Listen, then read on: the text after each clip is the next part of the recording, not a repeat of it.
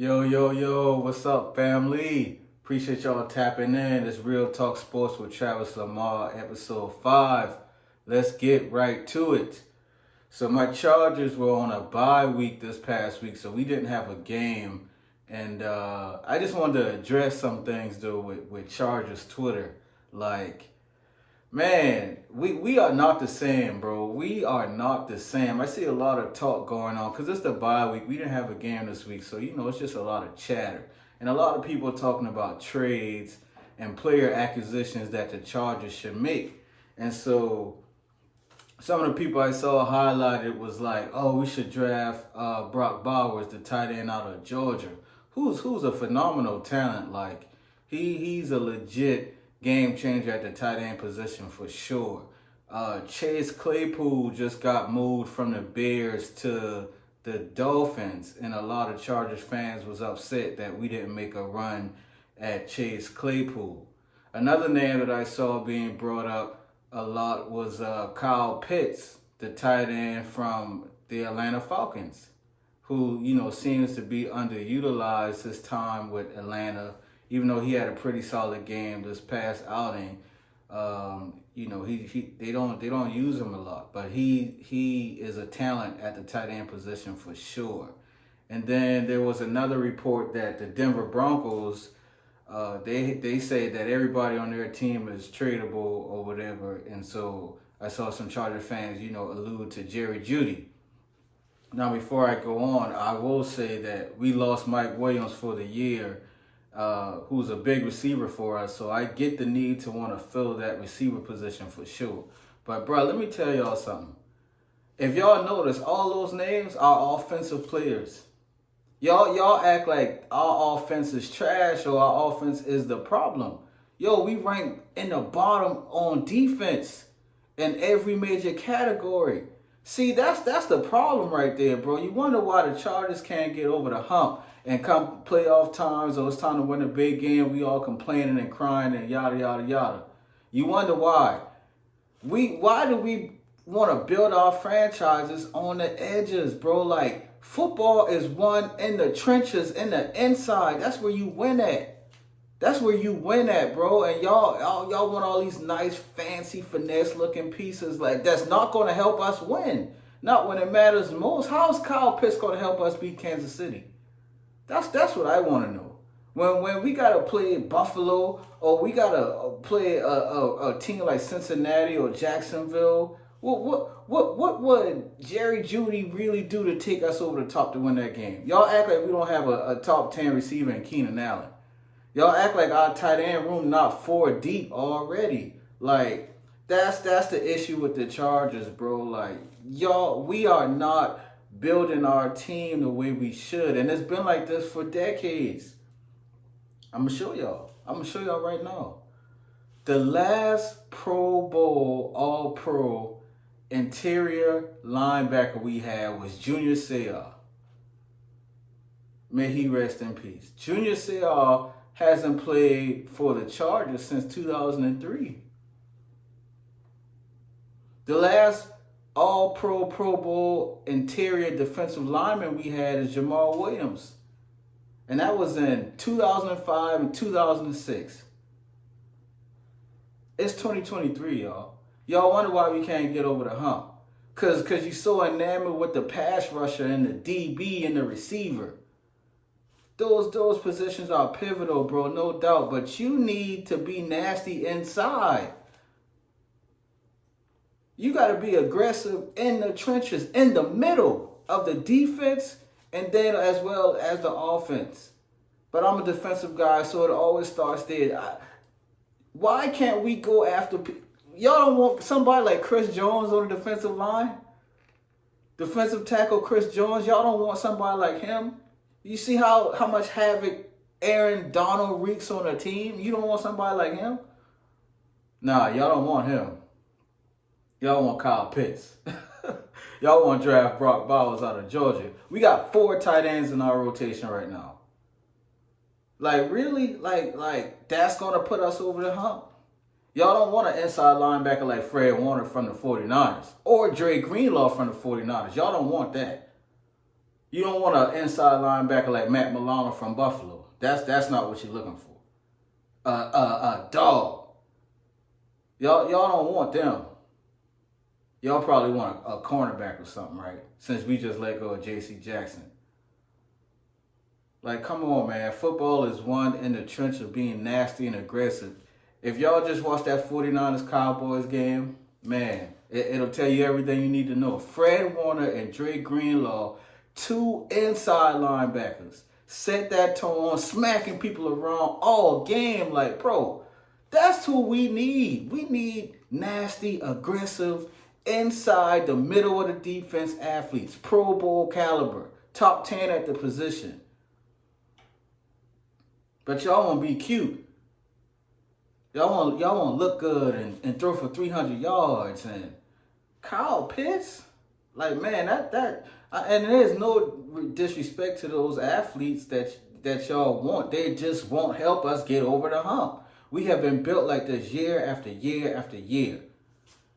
Great quarterback, nice weapons around him, flashy players on defense on the edges, and nothing in the trenches. And you wonder why we don't take that next step.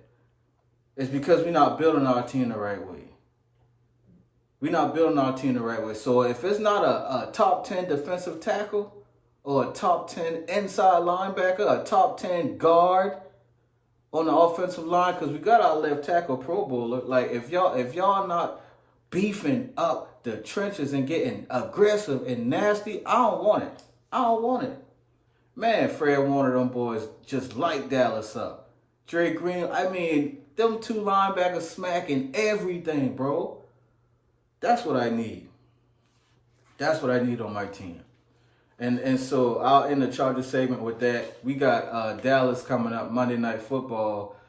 Make sure y'all tune in to the episode after that game. We'll be at Real Talk Sports will be airing on Tuesday. Got a special guest for y'all. Chargers versus Dallas, Monday Night Football.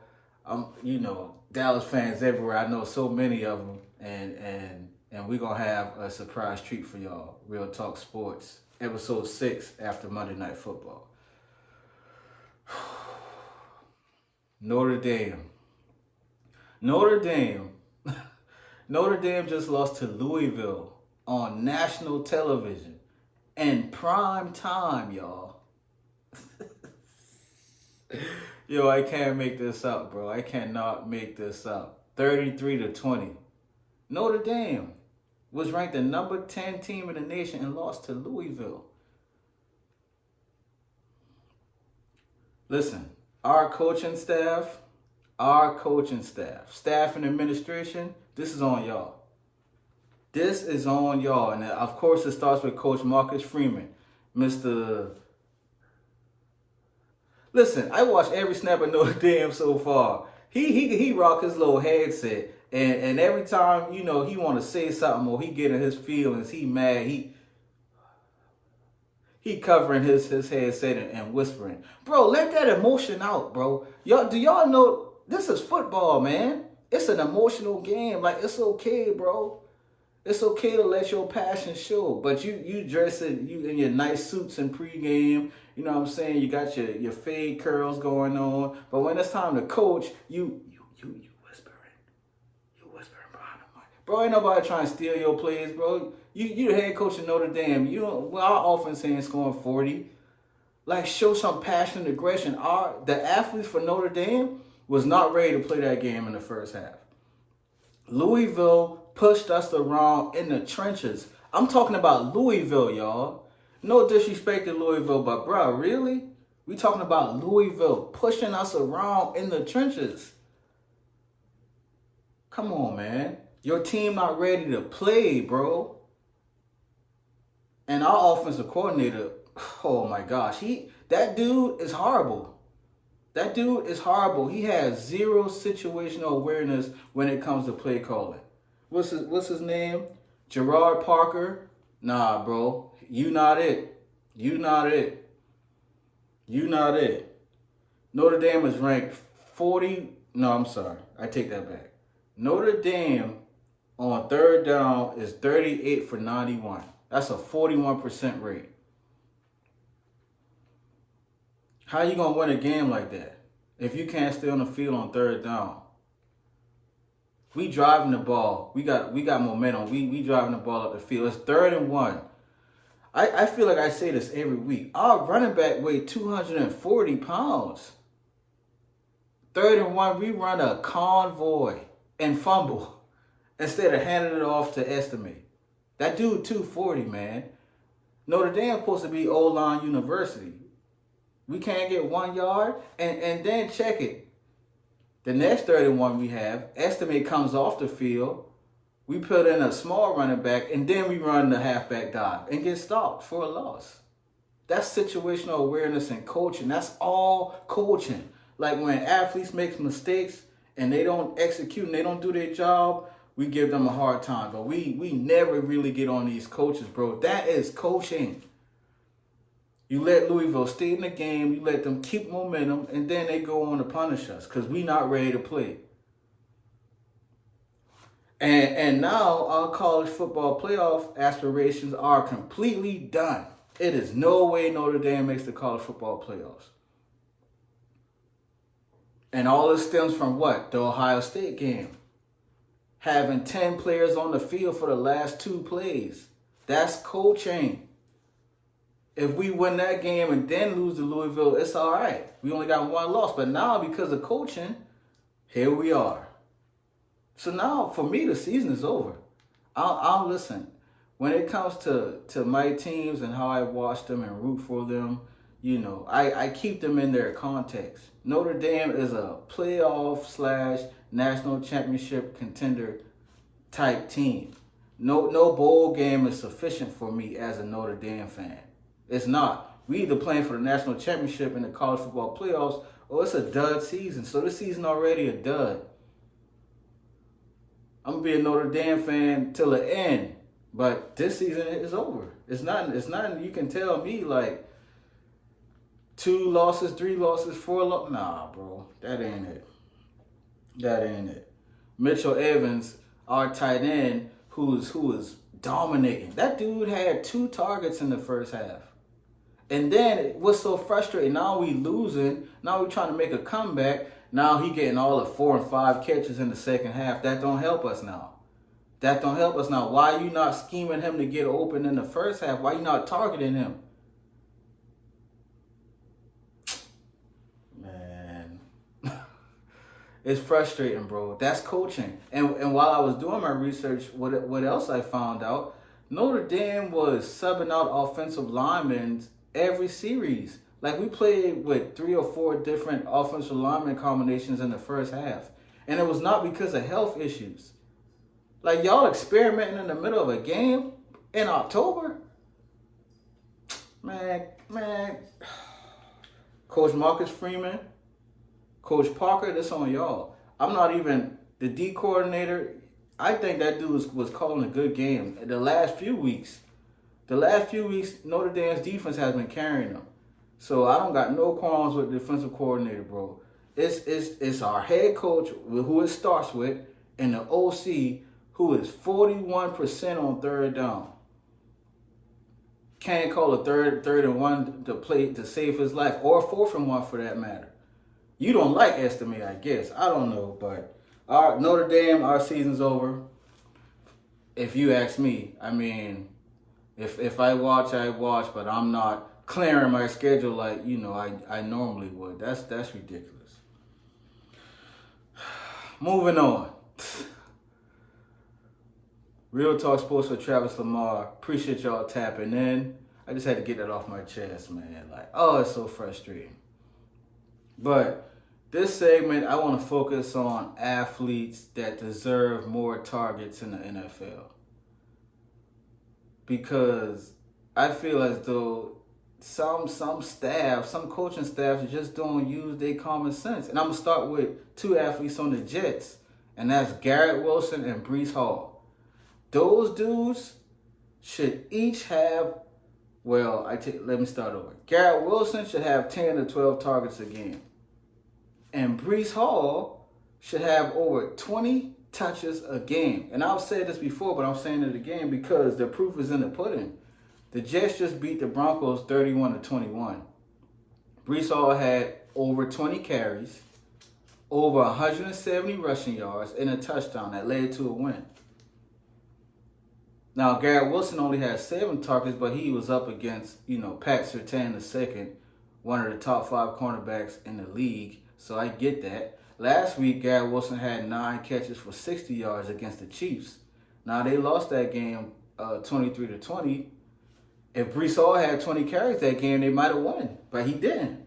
Like, the Jets don't have a lot.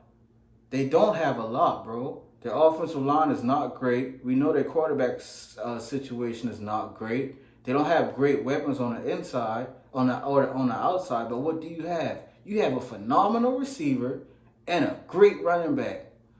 So get them to the ball, bro. Scheme it up for them too. Now, on average, the NFL averages about 140 to 150 offensive plays. So each team gets about 60 to 70 offensive plays a game. Out of them 60 plays, Brees Hall and Garrett Wilson should account for 30 of them without even blinking every single week. Scheme those two to get the ball at least 30 times, and the Jets will be in every game. So that's my first 2, Garrett Wilson and Brees Hall. My number 3, and he showed it this past week, is DJ Moore for the Chicago Bears. Again, these are athletes that don't really have a lot around them. DJ Moore don't have a great receiving core around him. The tight end, Cole Kmet from Notre Dame, shout out, he's good. The running game is not great. Offensive line play is not great. So why DJ Moore not getting 10 to 12 targets no matter what? You got 60 offensive plays. He got to account for at least 12 of them. Now, against the Commanders, he did get 10 targets. So what did he do with those 10 targets? That dude had 8 catches for over 200 yards and 3 touchdowns with just 10 targets. They won that game 40-20. That should be the recipe every single week. Yo, this is not rocket science, y'all. Get your playmaker the darn ball. DJ Moore went ham, bro, off of 10 targets. There's no way that dude shouldn't have 10 targets a game. No way. No way. He went crazy. 3 tuds? Come on, man. Stop playing with that boy. George Pickens for the Pittsburgh Steelers. So far this year, he has had 10 targets twice. And in both of those games, he's gone over 120 receiving yards. Both of them. This past week against the Ravens, he had 10 targets. He had 120 receiving yards, 6 catches, I believe, and a touchdown. Touchdown to win the game, actually. Walk-off touchdown. George Pickens. Don't have a lot around him. I keep Najee Harris. I don't know. I thought he was going to be a great back, but he's not. There's no receivers around George Pickens. Now that Deontay Johnson is down, it's just him. Freer the tight end hurt. George Pickens should have 10 targets. No questions asked, bro. Get that man the ball. Get that man the ball, man. And my last athlete who I think should have 10 or more targets every week, no matter what, is Jamar Chase for the Cincinnati Bengals. Now, this dude just had 19 targets this previous game against the Cardinals. And he turned that into 15 catches, 192 yards, and 3 touchdowns. They won that game. They beat the Cardinals 34-20. Now, Joe Burrow finally looked like himself in that game, so that's a good sign for the Bengals. But no matter how you slice it, Jamar Chase needs the rock. Now, this is a team that does actually have a lot of weapons around him. T. Higgins is hurt right now, but Tyler Boyd is a really good receiver, and Joe Mixon is a really good running back. But Jamar Chase is otherworldly. You know what I'm saying? Like, you got to target him almost too much. 19 targets, he turned that into 15 catches. He turned that into 3 touchdowns. And these not the only 5 athletes that need more targets. We might do another segment in the upcoming weeks. But these are the 5 athletes I wanted to talk about today. It's not rocket science. Again, it's not. Your offensive play calling should center around your dynamic athletes. That's just how I feel. There's no way, especially when you don't have a lot of weapons. If we talking about the Niners, they got weapons literally all over the field. McCaffrey, Kittle, Samuel, Ayuk. That's a lot. You gotta, everybody can't get 10 plus targets every week. But when you in a situation like Chicago, it's only DJ Moore, bro. Feed that man. Let that man eat.